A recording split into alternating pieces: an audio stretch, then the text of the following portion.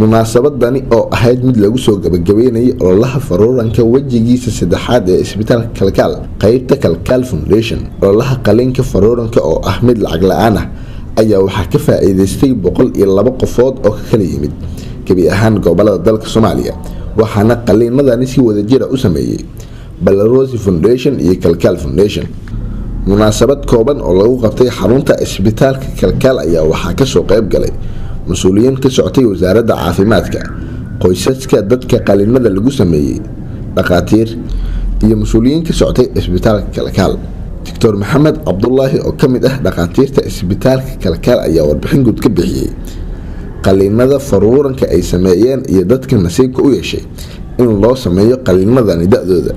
dhammaan dadka noo imaaday waxay kala duwan ahaayeen rag iyo dumar labadaba way iskugu jireen da' walbana way lahaayeen dadka ka faa'iideystay 102 qof 52 qof ka mid ah waxay ahaayeen haween 55 ka mid ah waxay ahaayeen rag markii da'da ka hadalno dadka bukaanada fursadda u helay barnaamijkan in loo fuliyo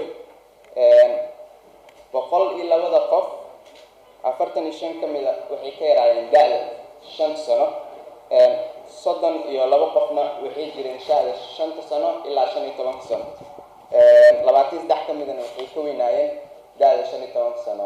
dadkii qofka ugu weynaa operation loo sameeyay waxaa rajaynayaa inuu yahay maama Karuur oo 45 sano jirto. qaar ka mid ah waalidiinta bukaanada qaliinada faruuranka loo sameeyay ayaa ka warbixiyay marxaladihii ay soo mareen. sababtoo ah Soomaalida waxay tiraahdaa farxad waa naxdin.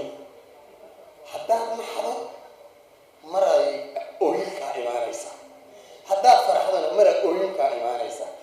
anigu waxaan ka mid ahay waalidiintii dadka faruuranka wiilkaygu waa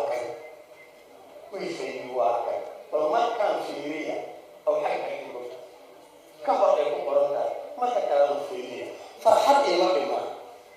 farxad aan farxay 32 sano sidaas ahaay habeen walba markay hor yimaado waan nixi jiray.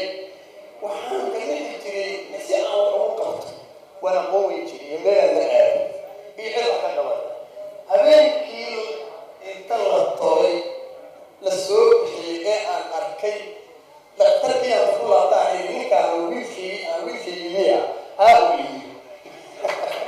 gabadhan awow u ahay oo miyigaas galmudug ku dhalatay, hooyadeedna 7 caruur oo hore ay ka dhinteen ayaa gabadhan xanaga ilaa faruuryaha isu duleesha ayaa u dhalatay. markay dhalatay hooyadii ilmihii kaliya ay haysatay oo haddana dhaawac rabaaniya qaba waa iska barar dilac waana gabadhaas waa gabadh. aaladan internetku waa seef laba afleeyo kolba saad u adeegsato weeye. aaladii ay qaadeen waxay maqleen kalkaal oo naada bixinaya oo ilaahay dartii dadkii ugu yeedhaya. Facebook ay dhigeen meel ugu hagaagana ma yaqaano waa adhijir koona iska joogto waaye. Facebook baa mid u dhigay kalkaal baa koox dhan baa u qaabilsan anigu hadda ogaaday. agaasimaha Kalkaal Foundation ayaa sheegay in ujeedka Kalkaal Foundation loo sameeyay ay tahay in dadka Soomaaliyeed si lacag la'aan ah lagu caawiyo.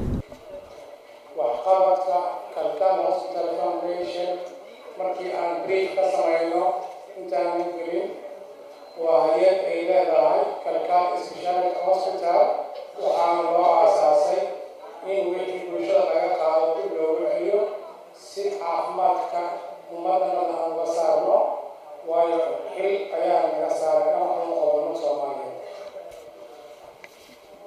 hay'ad mishinka la sameeyey oo ah qaliimo gaaraya ilaa 102 qofood dabcan ma fududay.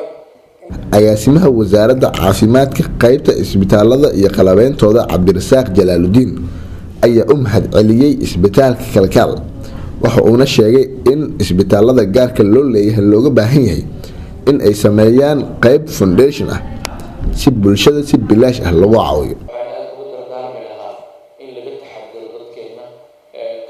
waxaa jira waxyaabo fara badan oo mashaakil caafimaad dadkeena haysta oo u baahan isxilsaan halkaa laga sheegay sidii kalkii hore oo aan kasoo qayb galay waxaan jeclaan lahaa inaan ganacsatada Soomaaliyeed foundations Soomaaliyeed ee ilaahay xoolaha siiyey aan fariin u diro waxaan u baahanahay ololayaal ballaaran ololayaal badbaadi ololaha oo maxaa lahay faruuranka waxaa laga yaabaa qof iskarabdarkiisa iyo quruxdiisa inuu soo celinayo laakiin marka waxay rabtaan istaatiidkada inta hooyo Soomaaliyeed ee fiskula qabtay ee isku furan qabtay yaasiin cabdiqaadir cumar Kalson TV magaalada Muqdisho.